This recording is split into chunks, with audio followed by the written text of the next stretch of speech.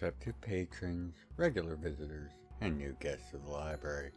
I am the recorder, and before we continue with today's tale, allow me to ask you to like, share, and ensure you're subscribed to Gryphon's Library.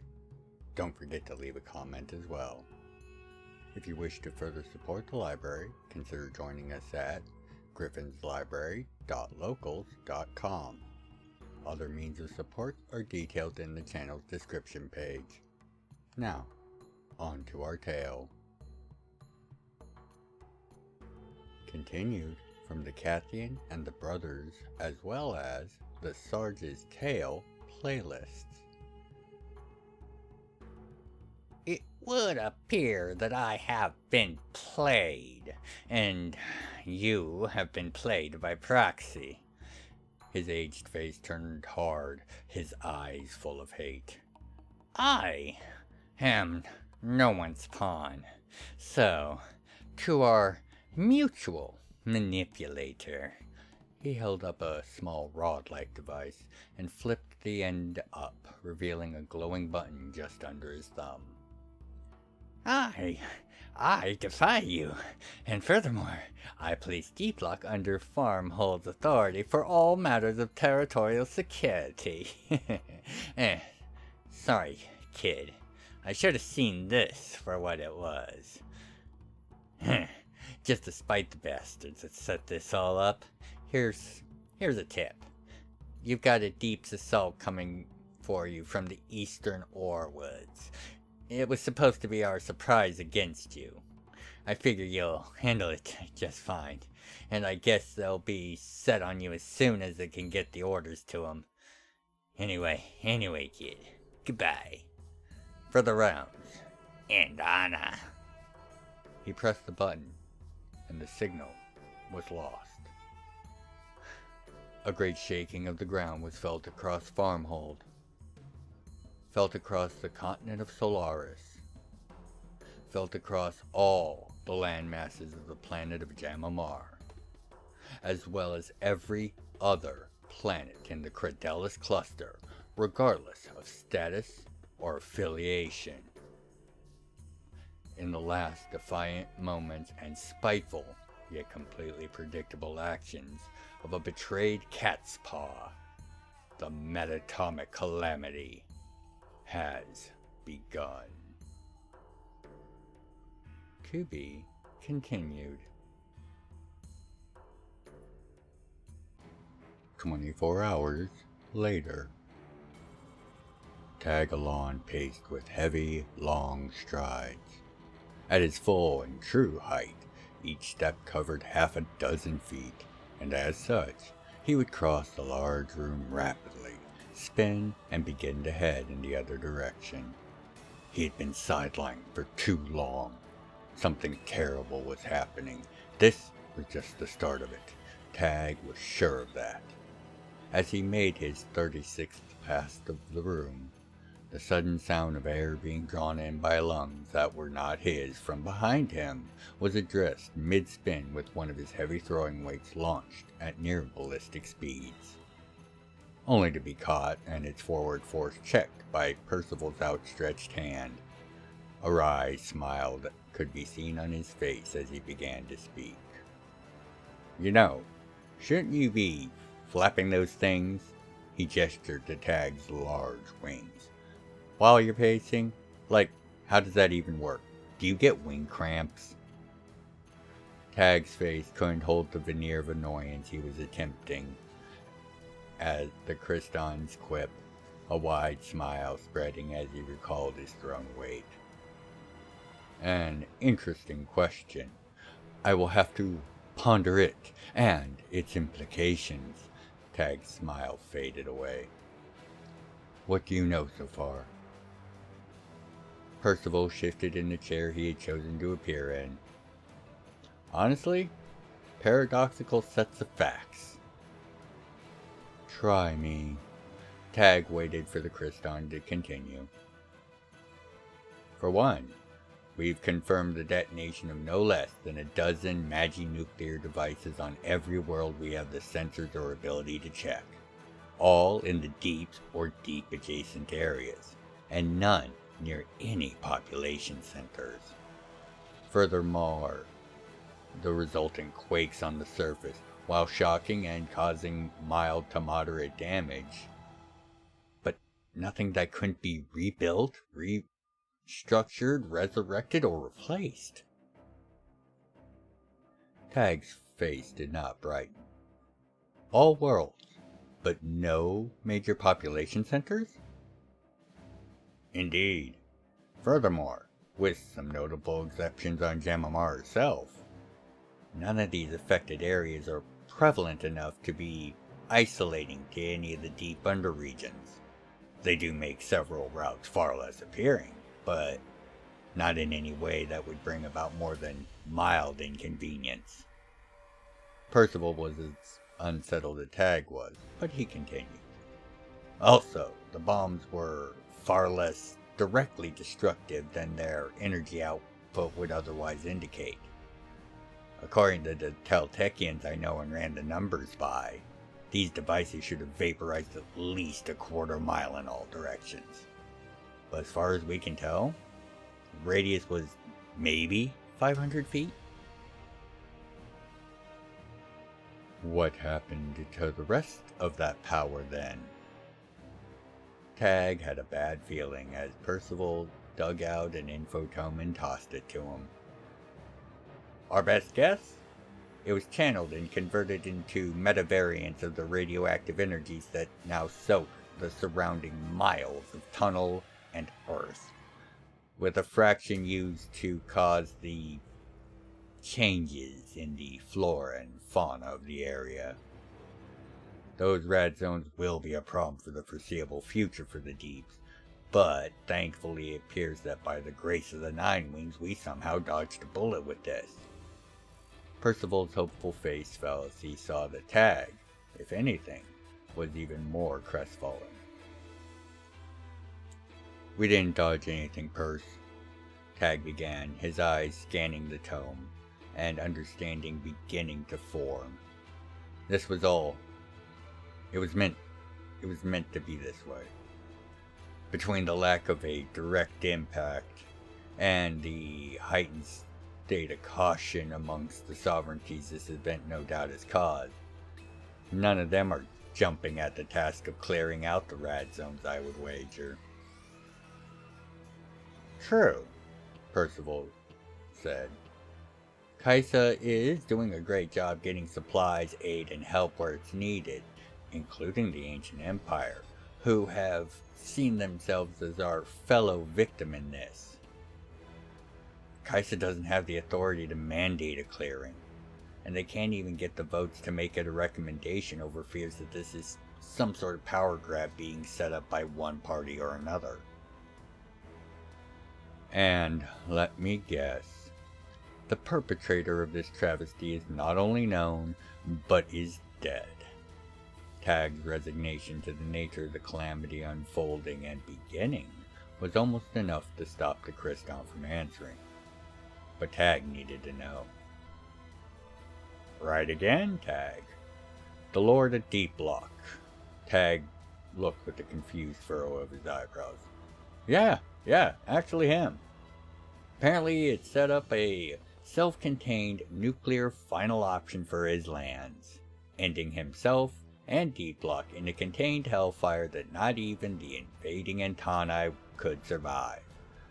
Somehow, he also managed to plant devices across the stellar cluster. Our only guess is it was via the necrotized Omni-Deep River. They suffered a massive number of explosions along its waters, and the LMS is now sporting a few open rents on its underside. Tag was in shock. The Omni-Deep River did indeed flow into and through every deeps in the realms, but many of the worlds were never cataloged, as the river might just pass through a world for a few dozen feet before passing on to another world. The implications and reasoning were still a storm behind his eyes as Percival continued. Long story short, the home realm took the most direct of the attacks. The Deeps have just had their entire logistical routing system scrambled, and worse, there were a great number of forces ready for this to happen.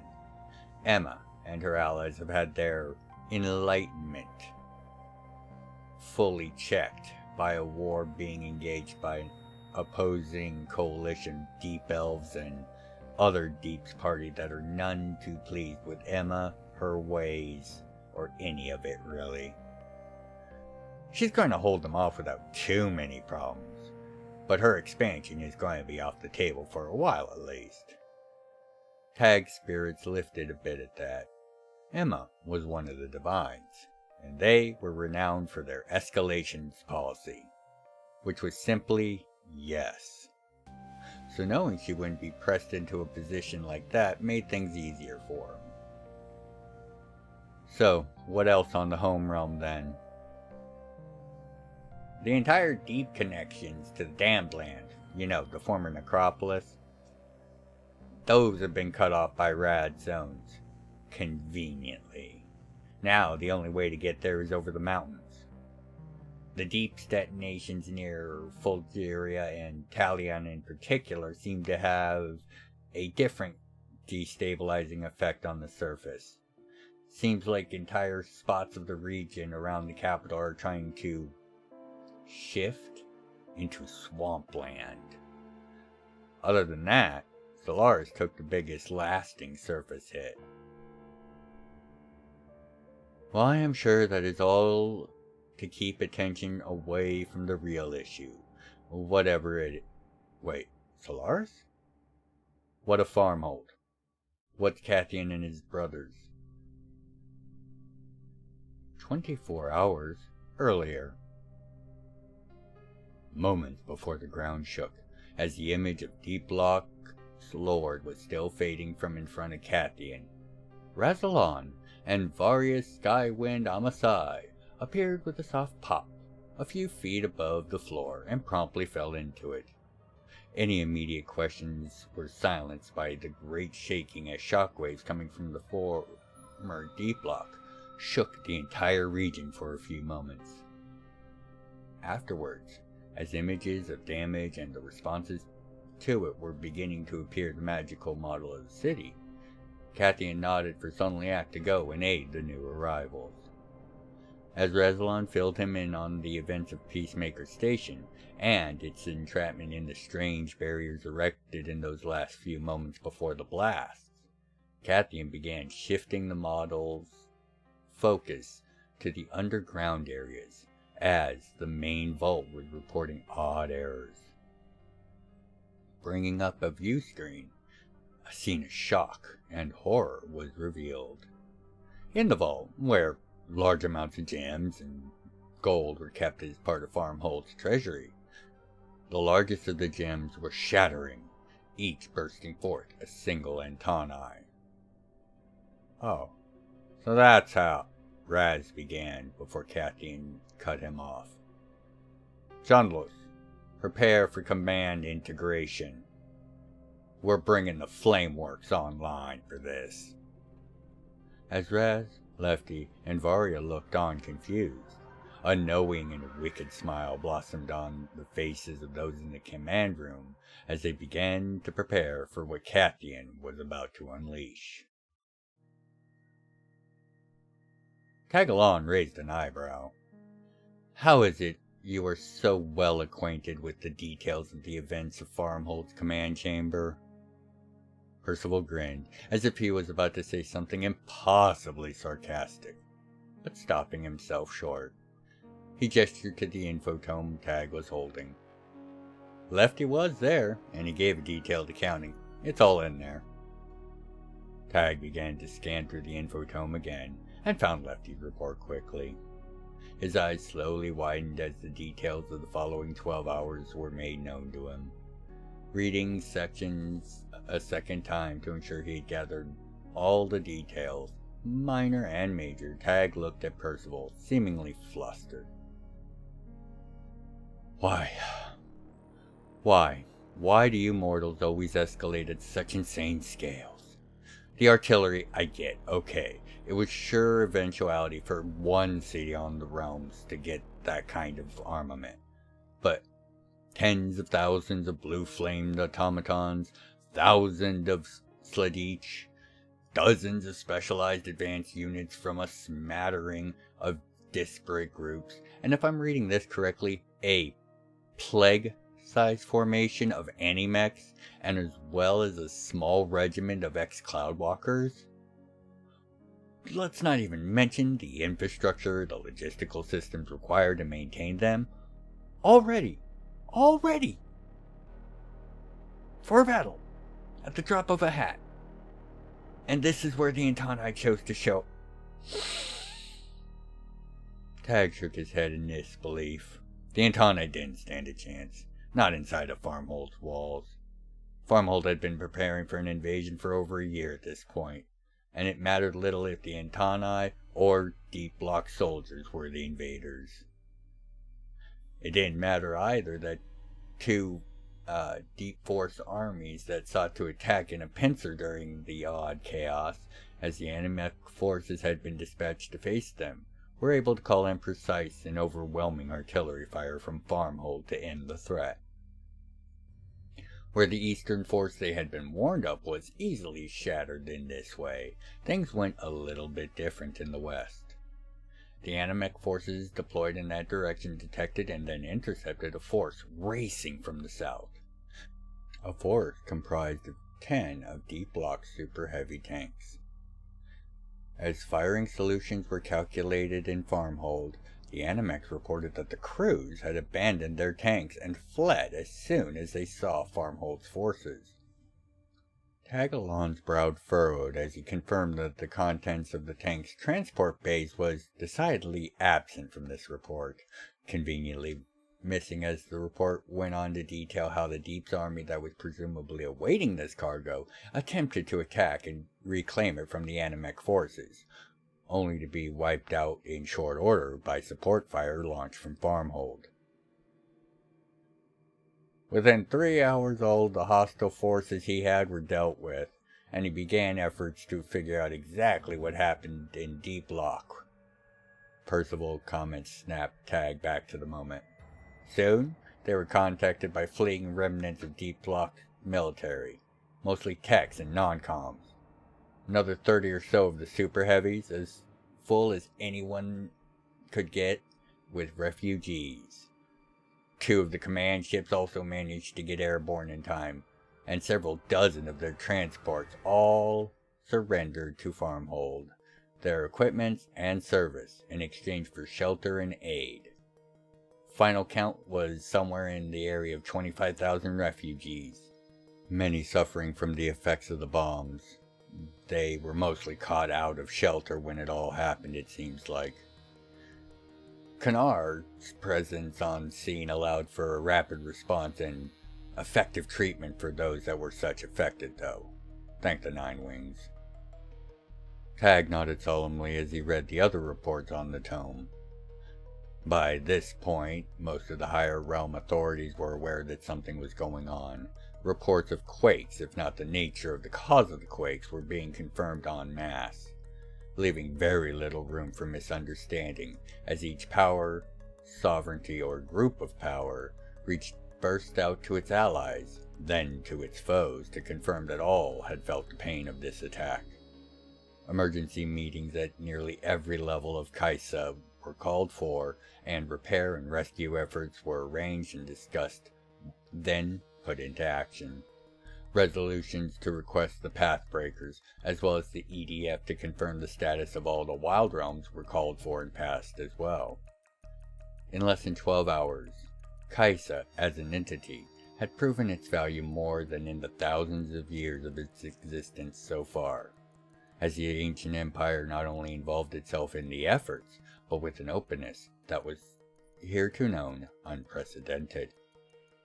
Besides the immediate concerns of the event, the various diplomats also addressed the fact that there was already a rising amount of fear and anger that many of their people felt over these tensions that had been rising.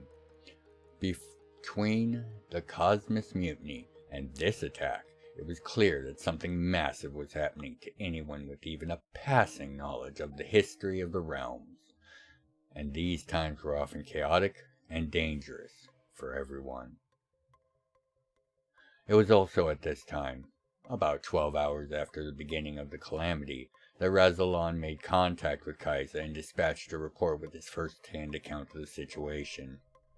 The surrender of Deep Block's forces, the message sent to Farmhold just before the bombs went off, and finally the results of an attempt to infiltrate Deep Block's castle and find more answers led by Cathian himself. All of it led to the conclusion that Deep Block had chosen to cause as much damage to the realms in an act of spite as his last act in an unwinnable situation. The data recovered from Deep Block made it clear that the bombs had been distributed by them, and combined with the simultaneous activation of them, this was more than enough for many to accept that a madman was all there really was to blame for this latest event. At least, publicly. Reality was a bit different, as Percival revealed to Tag. In a few secret meetings at Kaisa's highest levels, envoys from the Empire shared with them that the events at Deep Block also had some disturbing similarities to the events that led up to the mutiny and other actions within the Empire. Similarities that suggested the same hand might be behind both sets of events. Percival spoke as Tag looked up from the infotome again. The Empire didn't admit to it per se from what I heard, but the implication is the buildup of their fleet, the articles of inter-realm warfare, all of that was done at the prompting of a outside force. They were not very clear. One that apparently has been nowhere to be seen in the recent months. Combined with the full truth of what Cathian found, it's clear that outside hands of significant power were involved in this. According to Cathian, the distribution of the bombs was not only beyond the capability of Deep Block's system and tools, it was only made possible by a series of hidden augmentations to those systems. He wasn't able to learn much more before some fail-safes destroyed the add-ons and forced them to escape the castle, so the details are sparse. But it really looks like the work of our favorite stringless puppet. Tag shook his head angrily. So we are assuming that this is another scheme by the marionette? How long is he going to stay ahead of us? He took a long, slow breath. What are the substantial environmental effects of this long term? Seeming to contemplate a moment, Percival cocked his head to the side before answering. Well, each world will have at least a half-dozen large zones of radiation and creatures to deal with in their respective deeps, and will need to be prepared for an increase of attacks from the deeps as well as a result, from those fleeing the chaos or those just trying to take advantage of it. Things are going to be pretty busy for some time until a new power balance is found.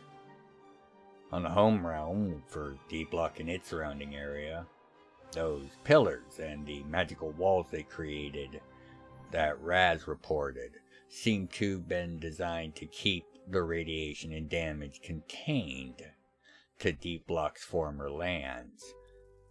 From the reports we have from the Sladich that Cathian dispatched to secure the crash site of the Peacemaker, as well as from Cathian's little adventure into their capital, the lands are absolutely ravaged and mutating. They resemble a layer of hell or a wasteland, I think was his exact words. 10 to 20 miles bordering the edge of this containment zone is now, it's just covered in rents and tears. Some of them are as long as 100 yards, a couple dozen feet wide, and they go deep.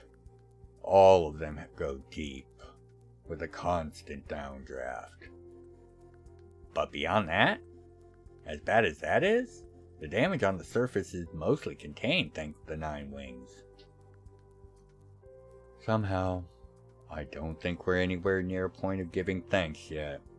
Tag seemed to be looking somewhere else as he spoke. I take it Han has had to withdraw to the Forge? Yeah, not long after he arrived in Farmhold, in fact.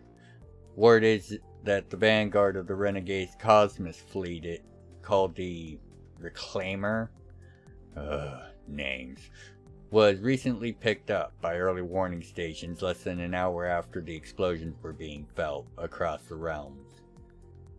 Whoever's behind this is a poor fool. Must have thought it would keep everyone from coming to Nomad's Forge's time of need, while the Forge already has assembled an impressive defense fleet, ready to receive them. Before you ask, Tag, we expect the battle to begin in no more than a week. Based on the readings from the early warning stations, they're not slowing down.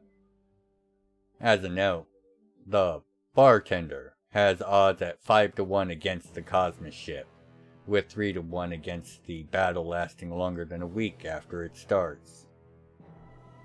Tag slid the info tome into his belt, grinning. So, from one fire to another then. At least I'm not going to get bored. Thank you for the update, Purse. Now, let's see what I can do about making sure we stop getting blindsided so easily. And then I'm going to see if Han needs a hand. With a flick of his wings and a minor use of his grace, Tagalon was gone, leaving Percival sitting in an empty room. Looking around slowly, he addressed no one in particular before fading away himself. And to think, this has just been the beginning of things. To be continued. If you'd like to contribute to the further exploration and explanation of the realms, please consider leaving a comment, a like, and sharing the video around. I read all the comments and make efforts to reply to each. Thank you for helping to grow the channel, and know I look forward to each and every one of your comments. Other methods of support can be found in the channel's description. Thank you for watching.